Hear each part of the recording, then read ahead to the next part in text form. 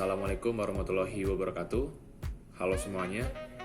Dalam video kali ini akan dijelaskan mengenai particle size analyzer, dan video kali ini dibuat dalam rangka memenuhi tugas praktikum pengujian bahan baku dan produk hasil perairan. Sebelumnya perkenalkan juga kami dari kelompok 15. Saya sendiri Muhammad Zidan, NIM C381. Dalam video ini saya akan ditemani juga oleh beberapa rekan saya. Yang pertama ada Andiksi, NIM C371, yang akan menjelaskan mengenai prinsip kerja dari particle size analyzer.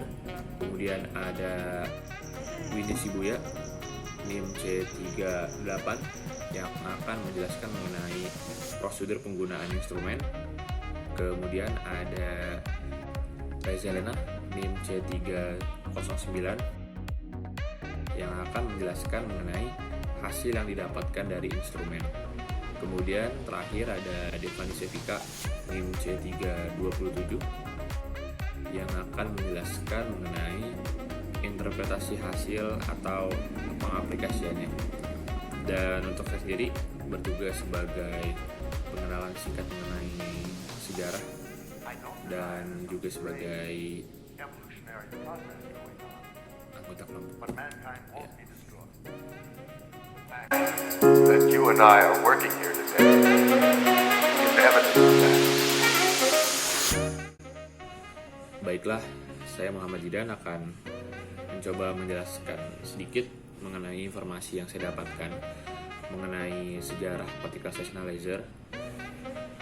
Berdasarkan informasi yang saya cari dan saya dapatkan, salah satu alat particle size analyzer yang bisa dibilang cukup lama dan tua adalah particle size analyzer yang diproduksi di Cina, dan itu sudah ada sejak tahun 1985. Jadi memang sudah lama sekali alat particle size analyzer ini ada, dan seiring dengan berkembangnya waktu terus mengalami modifikasi dan peningkatan kualitas mutunya. Nah, sejak dulu memang particle size analyzer atau PAS ini digunakan untuk mengukur distribusi ukuran partikel dengan metode DLS atau metode Dynamic Lag Scattering.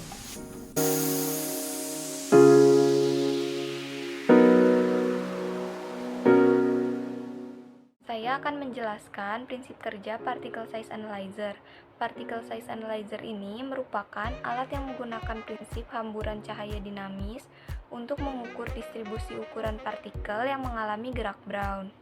Metode ini dinilai lebih akurat dibandingkan dengan metode analisa gambar seperti scanning elektron mikroskop dan transmission elektron mikroskop karena menggunakan cahaya laser sebagai media informasi terhadap pengukuran partikel.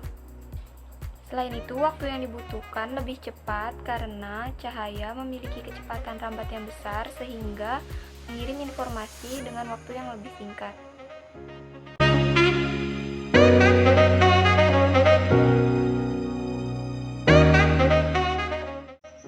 Jadi di sini saya akan mencoba menjelaskan bagaimana prosedur penggunaan dari alat PSA ini. Sebelum kita gunakan, PSA ini harus kita panaskan dulu kurang lebih 20 menit. Lalu komputer yang terhubung pada PSA kita nyalakan. Nah, larutan yang akan kita ukur harus kita encerkan terlebih dahulu sebanyak 20 kali. Nah, larutan ini harus kita kocok memakai vortex mixer kurang lebih 1 menit.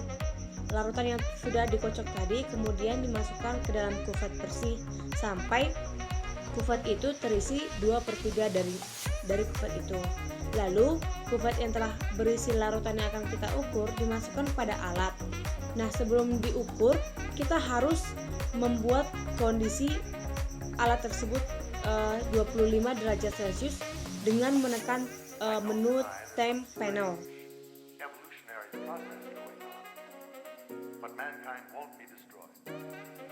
Setelah itu kita akan memulai pengukuran dengan menekan menu auto one. Setelah itu kita tutup kuvet itu dengan sensor. Secara otomatis alat akan mengukur bagaimana atau besarnya ukuran partikel tersebut, dan hasilnya akan otomatis ditampilkan pada komputer tadi. Nah, hasil ini akan ditampilkan dalam bentuk grafik dengan bentuk chart.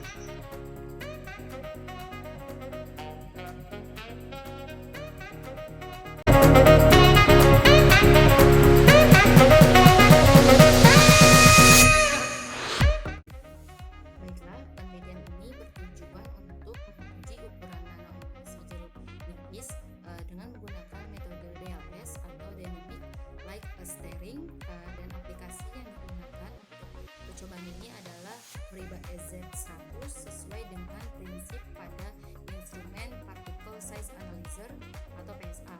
Kemudian hasil dari uji PSA menunjukkan bahwa larutan nanoemulsi jeruk nipis dengan konsentrasi 16 ppm memiliki ukuran nanoemulsi sebesar 101,4 nanometer dengan puncak absorbansi 0,248. Hal ini sesuai dengan teori, di mana karakteristik nanoemulsi dapat dilihat juga dari warna nanosilver yang berubah dari kuning menjadi kecoklatan ketika konsentrasi larutan semakin tinggi dan sesuai dengan teori bahwa suatu bahan tergolong sebagai nanoemulsi jika memiliki ukuran sebesar 1-100 nanometer. Terima kasih.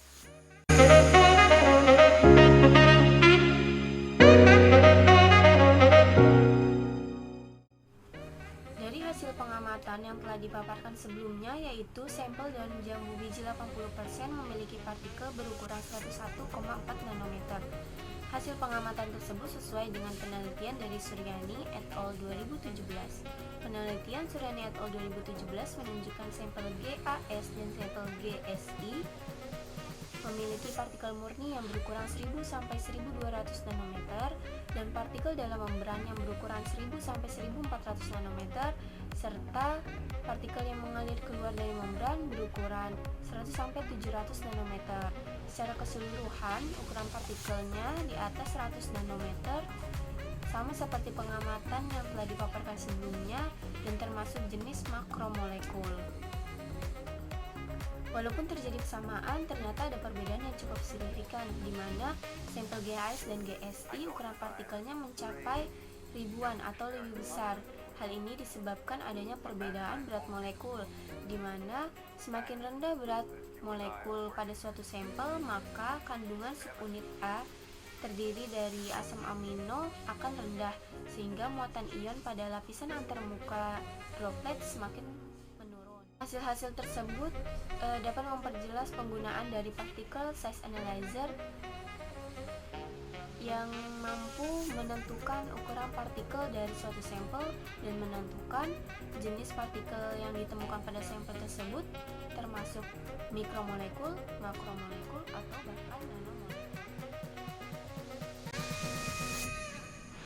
Baiklah, sekian video dari kelompok kami. Terima kasih.